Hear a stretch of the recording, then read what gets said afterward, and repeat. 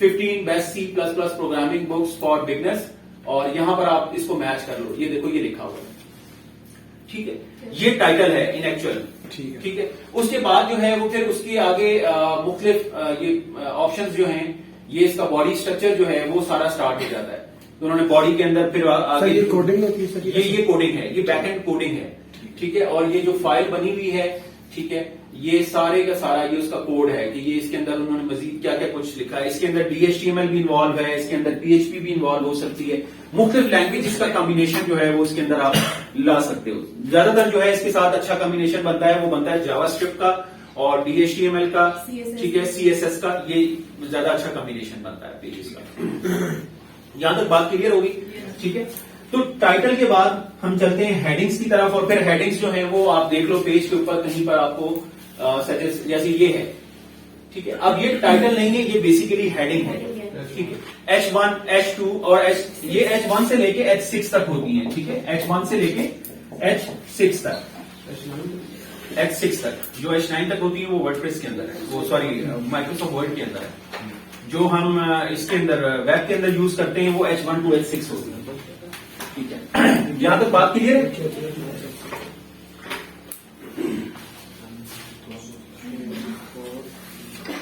यार पानी आ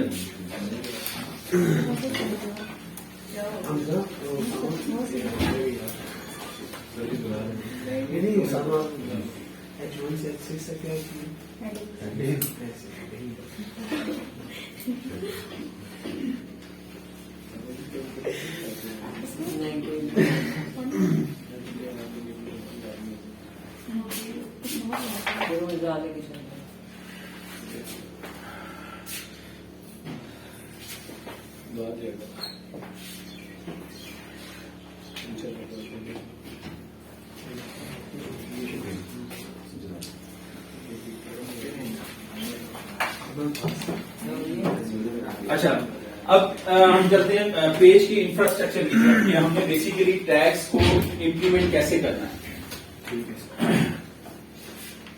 पेज का जो इंफ्रास्ट्रक्चर है उसमें सबसे पहले आपने जो रखना है वो है टाइटल, ठीक है। टाइटल कहां पर आपका विजिबल होगा? सर्च इंजन के अंदर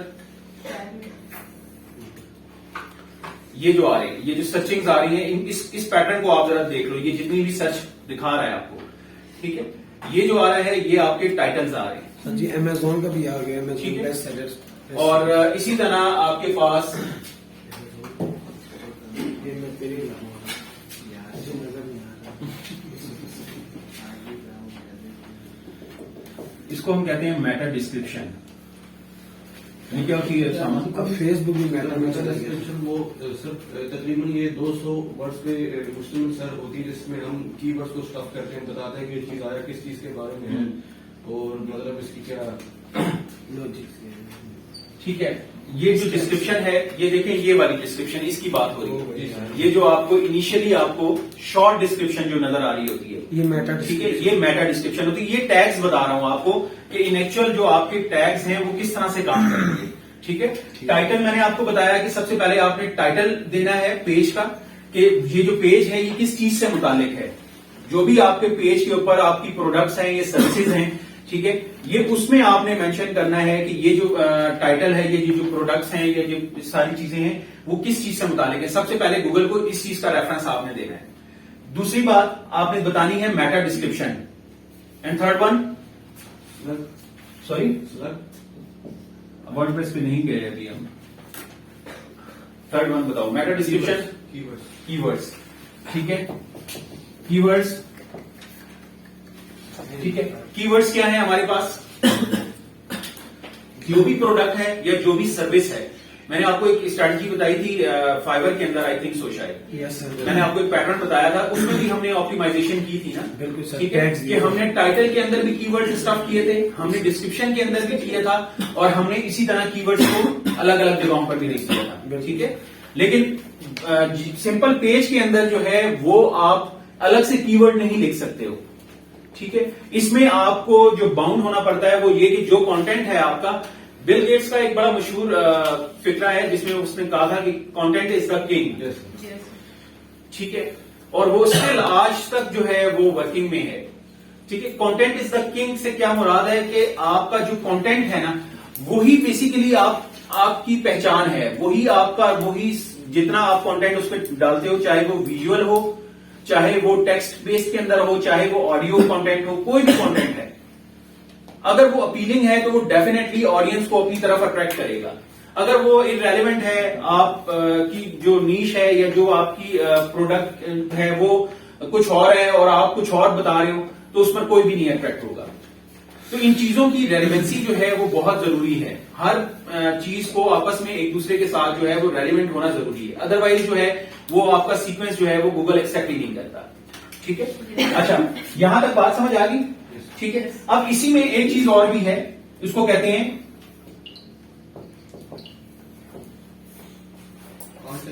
ऑल्ट टैग्स।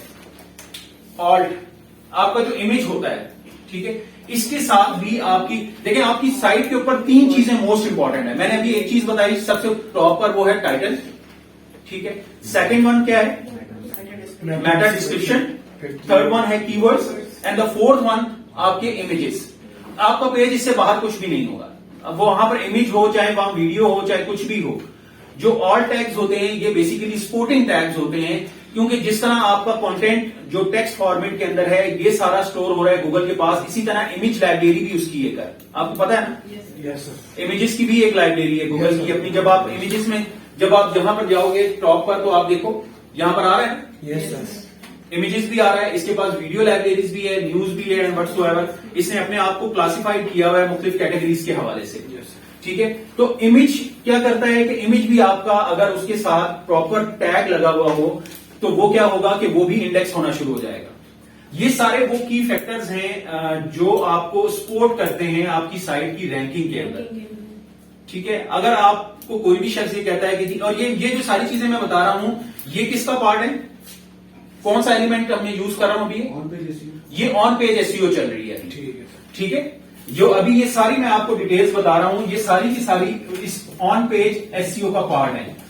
आपको ये आइडिया होना चाहिए कि ऑन पेज जो है वो इनर पेज साइट जो होती है, जिसके ऊपर आप कोई भी डेवलपर या कोई भी ऑथर या कोई भी एडिटर काम कर रहा होता है, उसको हम ऑन पेज एसईओ कंसीडर करेंगे। ठीक है ना। तो ये सारी चीजें जो हैं ये बेसिकली ऑन पेज एसईओ का पार्ट है। यहां तक बात क्लियर है? Yes sir. कुछ समझ भी आ रही है? नहीं?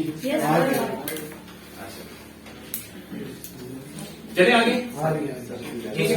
आपको कुछ थोड़ा बहुत आइडिया हो रहा है? सबसे ज्यादा आ रही ठीक है। है।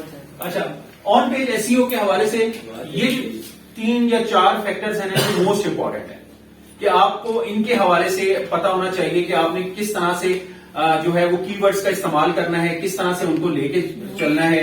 आपकी जो टाइटल है पेज का वो कैसा होना चाहिए, उसको कितना होना चाहिए, उसकी जो मैक्सिमम जो लेंथ होती है टाइटल की वो होती है 80 कैरेक्टर्स तक, आई थिंक सो, जो बेस्ट रिकमेंडेशन है। कैरेक्टर्स में किसको कहता हूं? कैरेक्टर कहता हूं A, B, C, D, ये कैरेक्टर्स कहलाते हैं। ठीक है। तो मेरे कहने का जो मतलब है वो ये है कि अगर मैं टाइटल लिख रहा हूं, ठीक है, अगर मैं अपनी साइट का टाइटल लिख रहा हूं तो इसको ये नहीं कि यहां पर पूरी कहानी में लिख लूं, गूगल लिफ्ट ही नहीं कराएगा। वो सिर्फ इनिशियली 18 कैरेक्टर्स को लिफ्ट कराता है, यानी उसको अपने डेटाबेस का हिस्सा बनाता है। अगर आप यहां पूरी ये समझोगे कि मैं पूरे ब्लॉग की कंटेंट उठा के टाइटल में डाल दूं और मेरा इंडेक्स हो जाऊंगा, तो वो इंडेक्स नहीं होगा, वो पेनलाइज हो जाएगा, वो उसको रिफ्यूज कर देगा जो उसका क्रॉलर है गूगल का या बिंग का या इंडेक्स जो याहू का। तो यहां पर आपकी कोशिश ये होनी चाहिए कि इसको समराइज रखा जाता है, कि टू द पॉइंट हो। ये नहीं है कि आपने पूरी स्टोरी लिख दी, तो कोशिश ये करनी चाहिए कि it's not more than 80 characters. Clear है बात? ठीक है। अब आते हैं मेटा डिस्क्रिप्शन की तरफ। मेटा डिस्क्रिप्शन क्या है कि ये बेसिकली शॉर्ट डिस्क्रिप्शन है। ठीक है। शॉर्ट डिस्क्रिप्शन कौन सी वाली? ये जो आपको यहां पर नजर आ रही है, ये किस लिए होती है? ताकि यूजर को ये पता चल सके कि यार ये जो इंफॉर्मेशन है ये वाकई मेरे मकसद की है, मेरे काम की है या नहीं है।